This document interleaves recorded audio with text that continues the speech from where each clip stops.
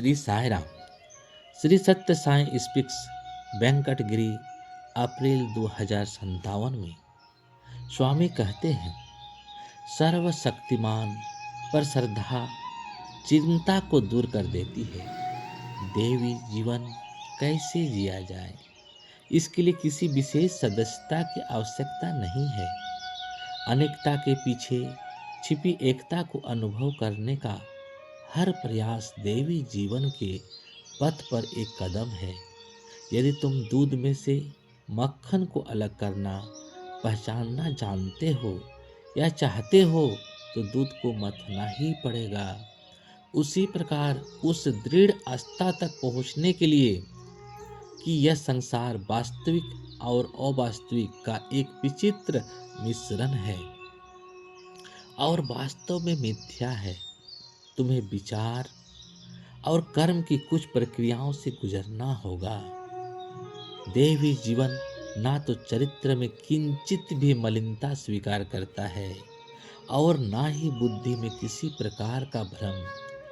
इसलिए जो लोग इसके लिए समर्पित हैं, उन्हें उपदेश और अपने आचरण दोनों के द्वारा इसका उदाहरण प्रस्तुत करना चाहिए। चिंता, भय और अज्ञान के मूल कारणों को मिटा दो, तभी तुम्हारा सच्चा व्यक्तित्व प्रकट होगा।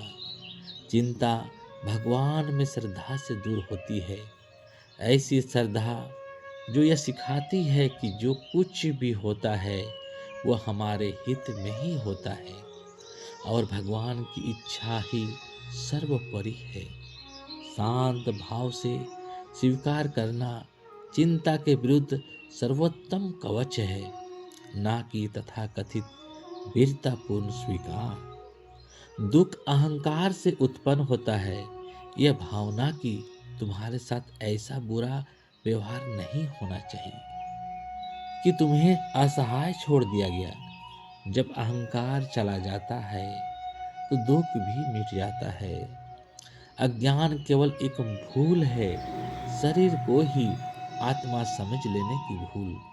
वास्तव में तुम सबको अहंकार रहित बनने का प्रयास करना चाहिए, तब भगवान तुम्हें अपने बांसुरी के रूप में स्वीकार करेंगे। एक बार जब मुझसे लोगों से पूछा गया कि वे भगवान के हाथों में क्या बनना चाहेंगे, तो कई उत्तर मिले। किसी ने कहा कमल, किसी ने शंख, किसी ने सुदर्शन चक्र, पर किसी ने बांसुरी का नाम नहीं लिया। मैं तुम्हें बांसुरी बनने की सलाह देता हूँ, क्योंकि तब भगवान स्वयं तुम्हारे पास आएंगे, तुम्हें उठाएंगे, अपने अधरों से लगाएंगे और तुम्हारे माध्यम से श्वास प्रवाहित करेंगे।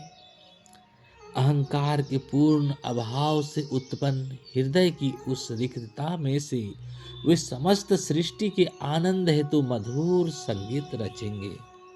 सरल और सीधे बनो, अपनी कोई निजी इच्छा ना रखो, अपनी स्व इच्छा को ईश्वर की इच्छा में विलीन कर दो, केवल ईश्वर की श्वास को भीतर लो। यही देवी जीवन है और यही मैं तुम सबसे प्राप्त करना चाहता हूँ। जय जय साईं।